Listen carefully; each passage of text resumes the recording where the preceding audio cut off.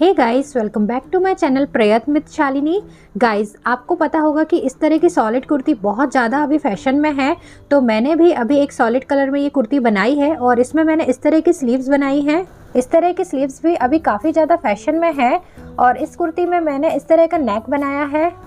आगे और पीछे दोनों साइड मैंने डिफरेंट शेप दिए हैं और ये मैंने किस तरह से बनाए हैं ये मैं आज आपको दिखाने वाली हूँ। और कुर्ती की बॉटम पे भी मैंने ट्रायंगल शेप बनाए हैं, तो ये मैंने कैसे बनाए हैं ये भी मैं आज आपको दिखाने वाली हूँ।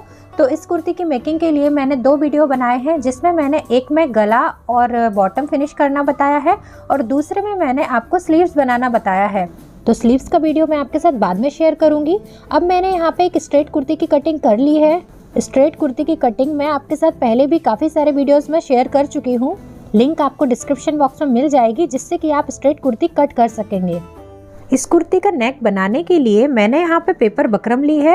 आयरन करने से ये कपड़े पे चिपक जाती है। स्टिक वाला साइड मैंने अंदर की तरफ लिया है और इसे एक बार फोल्ड करके रखा है। फोल्ड में इसकी चौड़ाई 4 इंच की है और इसकी जो लंबाई है वो 9 इंच की है। मेरा जो गला है उसकी लंबाई 8 इंच की रहेगी, तो इसे मैंने 1 इंच एक्स्ट्रा लिया है। अब यहाँ पे गले की ब्रॉडनेस 3 इंच की है, तो यहाँ पे 3 इंच पे निशान लगाया और इसकी जो डेप्थ है वो भी 3 इंच की है। तो इस तरह से 3 बाय 3 का मैं एक स्क्वायर बना रही हूँ। इस तरह से हम नेक का शेप इजीली ड्रॉ कर सकते हैं। तो अब मैंने यहाँ पे गोलाई में शेप दे दिया है।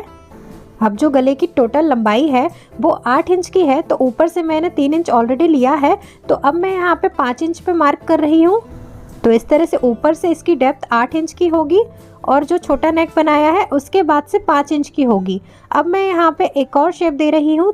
अब 3 इंच का नेक बनाने के बाद उसके नीचे मैंने 2 इंच लिया है और इस पर ब्रॉडनेस भी मैंने 2 इंच की ली है और इस तरह से लाइन खींच दी है। अब ये जो ऊपर वाली नेक की गोलाई है इस पे आधा इंच लेना है और उसके बाद यहाँ पे जो 2 इंच पे ब्रॉडनेस ली है उससे इस तरह से ट्रायंगल शेप देते हुए मिला देना है। अब ये जो 2 इंच चौड़ी लाइन है इस पे आधा इंच लेना है और जो ऊपर से 8 इंच की लंबाई में मार्क किया था उससे इस तरह से मिला देना है। तो इस तरह से कुर्ती की नेक का शेप बन गया है। अब इसे मैं कट कर रही हूँ। अब जो नेक का शेप देते हुए हमने लाइन ड्रॉ की है उन्हें हमें कट करते हुए ये बीच का जो बकरम है उसे हटा देना है। तो ये फोल्ड पे कट किया है। अब हम इसे खोल के देखेंगे तो देखिए कितना अच्छी तरह से ये बन गया है। अब हम इसे कपड़े पे चिपकाएंगे। तो यहाँ पे मैं कुर्ती में अस्तर लगा रही हूँ और ये अस्तर मैंने केवल वेस्ट लेंथ तक लिया है। तो यदि आप अस्तर लगा रहे हैं तो अस्तर में आपको बकरम चिपकाना है। तो इस तरह से आपको ये जो अस्तर है उसे इस तरह से फोल्ड कर लेना है, जिससे कि उसमें बीच में एक लाइन क्रिएट हो जाएगी और लाइन के दोनों साइड बराबर करते हुए ये बकरम उसमें चिपकाना है। अब यहाँ पे बकरम को मैंने नीचे से भी गोलाई में कट कर लिया है। आप चाहें तो जैसा शेप आपने नेक का दिया है उसी शेप में नीचे से भी आप बकरम को कट कर सकते हैं।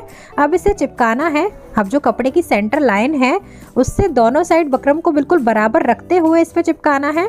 यदि बकरम इधर उधर होता है तो जो नेक का शेप है वो बिगड़ सकता है।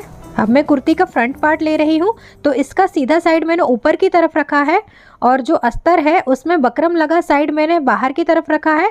और अब इसका भी इस तरह से सेंटर मिलाते हुए मैंने यहाँ पे सेफ्टी पिन लगा ली है और उसके बाद हम बकरम के बिल्कुल किनारे से सिलाई लगाएंगे। तो अब मैं पहले सेंटर पे सिलाई लगा रही हूँ ताकि बकरम यहाँ वहाँ ना हो। यदि आप कुर्ती में अस्तर नहीं लगा रहे हैं तो आप चाहें तो किसी भी कपड़े पे इस तरह की बकरम की पट्टी चिपका के उसे पलट सकते हैं। अब सेंटर पे सिलाई लगा लेने के बाद पहले एक साइड के शेप पे सिलाई लगा रही हूँ। तो इस तरह से ऊपर से भी कपड़े को हमें बिल्कुल बराबर करते हुए ये सिलाई लगाना है ताकि कपड़ा यहाँ वहाँ ना खिसके। आप चाहें तो सभी जगह सेफ्टी पिन लगाते हुए कपड़े को सेट कर सकते हैं। उसके बाद आप सिलाई लगाएंगे तो आपको बहुत ईजी होगा। इस तरह का नेक बनाने के लिए शोल्डर की चौड़ाई और आर्म होल की लंबाई कितनी लेनी चाहिए इसके लिए भी मैंने एक अलग से वीडियो बनाया है, वो वीडियो आप ज़रूर देखिएगा। उसमें आपको शोल्डर और आर्म होल से रिलेटेड काफ़ी सारी इन्फॉर्मेशन मिलेगी। लिंक आपको डिस्क्रिप्शन बॉक्स में मिल जाएगी। अब पूरे नेक पे सिलाई लगाने के बाद इसे थोड़ा थोड़ा मार्जिन देते हुए कट कर देना है।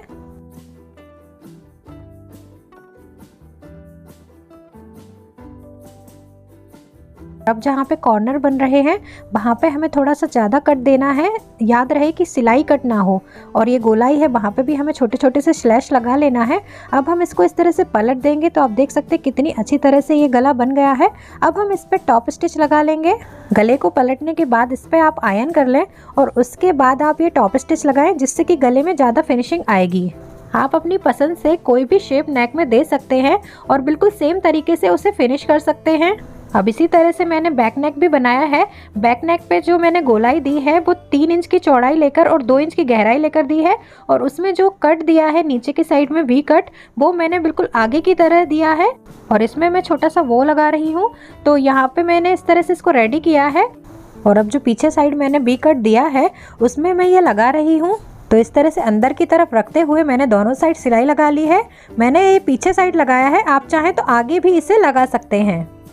अब कुर्ती में ट्रायंगल वाली बॉटम बनाने के लिए मैंने यहाँ पे बकरम की 2 पट्टियाँ ली हैं और इसकी जो लंबाई है वो मैंने कुर्ती की बॉटम के बराबर रखी है और इसकी चौड़ाई मैंने 2 इंच की रखी है। कुर्ती में आगे और पीछे दोनों साइड में बॉटम पे ये कट दे रही हूँ, तो इस वजह से मैंने ये 2 पट्टियाँ ली हैं और इन्हें एक बार और फोल्ड करके रखा है। अब ऊपर से 1-1 इंच लेकर इस तरह से मार्क कर रही हूँ और इस पर अब मैं एक लाइन ड्रॉ कर लूँगी। अब जहाँ पे फोल्ड है उस साइड से इस लाइन पर 1-1 इंच डिस्टेंस से मार्क कर लेना है। अब जो फोल्ड साइड से पहला मार्क है उस पर इस तरह से लाइन खींच लेनी है और उसके बाद एक निशान छोड़ते हुए दूसरे निशान पर इस तरह से लाइन खींच लेनी है। तो आप देख सकते हैं एक मैंने छोड़ दिया है और उसके बाद इस तरह से लाइन खींची है। अब इस तरह से हमें ट्रायंगल का शेप बना देना है। तो आप चाहें तो स्केल की मदद से भी बना सकते हैं या फिर आप फ्री हैंड भी बना सकते हैं। अब यहाँ पे लास्ट में आप चाहें तो शेप दे सकते हैं या फिर इसे फ्लैट रख सकते हैं। अब मैं इसे कट करूँगी तो ऊपर वाला जो ट्रायंगल है उसे इस तरह से कट करके अलग कर देना है और जो हमने बनाया है उसे हमें इसमें रहने देना है। और ये जो कटिंग निकल रही है आप चाहें तो इसे रख सकते हैं, ये टैसल्स वगैरह बनाने में काम आ सकती है या फिर आप कोई ट्रायंगल अलग से बना के लगाते हैं तो उसमें भी ये काम आ सकते हैं। तो इस तरह से एक बार में ही हमने आगे और पीछे की पट्टियाँ तैयार कर ली हैं और इन्हें अलग अलग कर लिया है। अब हम इसे कुर्ते की बॉटम पे लगाएंगे तो जो कुर्ते का उल्टा साइड है उसे ऊपर की तरफ रखना है और उस पर ये आधा इंच नीचे से छोड़ते हुए चिपका लेना है और फिर आधा इंच जो हमने नीचे लिया है एक्स्ट्रा उसे फोल्ड कर देना है। अब जो पट्टी की चौड़ाई है उस चौड़ाई में वापस से कपड़े को इस तरह से फोल्ड करना है और अब इस पे सिलाई लगाना है। मैंने कुर्ती की लंबाई को ज़्यादा ले लिया था तो इस कारण से मैं इसे ही नीचे से फोल्ड कर रही हूँ। और यदि आपकी कुर्ती की लंबाई कम पड़ रही है तो आप चाहें तो अलग से पट्टी लगाकर भी इसे फिनिश कर सकते हैं। तो इस तरह से कपड़े को घुमाते हुए बकरम के बिल्कुल बाजू से सिलाई लगाते जाना है।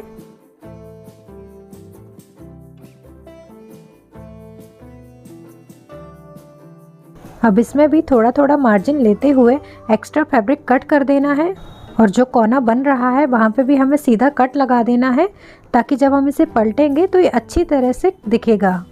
तो आप देख सकते हैं इसे मैंने पलट दिया है। अब इस पे प्रेस करेंगे और उसके बाद हम इस पे भी टॉप स्टिच लगा देंगे। यदि आपको ट्रायंगल शेप नहीं देना है तो आप इसे गोल शेप देते हुए इस तरह बॉटम बना सकते हैं और ये डिज़ाइन आप कुर्ती की बॉटम या पैंट की बॉटम में भी दे सकते हैं। तो इस तरह से इस कुर्ती की नेक और बॉटम बन गए हैं। अब कुर्ती की स्लीव्स किस तरह से बनाना है वो मैं आपके साथ नेक्स्ट वीडियो में शेयर करूँगी। तब तक के लिए बाय बाय।